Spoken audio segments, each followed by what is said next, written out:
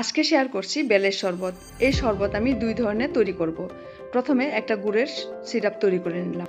এবার একটা পাকা বেল নিয়েছি, বেলটাকে ফাটিয়ে নিলাম।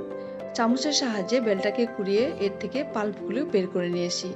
এবার এই পাল্পগুলোতে অল্প অল্প করে জল দিয়ে ভালোভাবে হাত দিয়ে চটকিয়ে নরম করে নিলাম।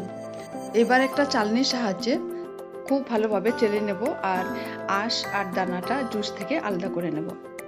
আলাদা করা হয়ে গেছে, একটা খুব সুন্দর ঘন জুস তৈরি হয়ে গেছে। এবার একটা দুধ দিয়ে শরবত তৈরি করব। প্রথমে একটা গ্লাস নিয়ে নিলাম, এর মধ্যে আমি বেলের জুসটা দিয়ে গুড়ের সিরাপ দিয়ে দিলাম। এবার ঠান্ডা দুধ দিয়ে অল্প বিট নুন দিয়ে দিলাম, দিয়ে ভালোভাবে মিক্স করে তৈরি করে নিলাম।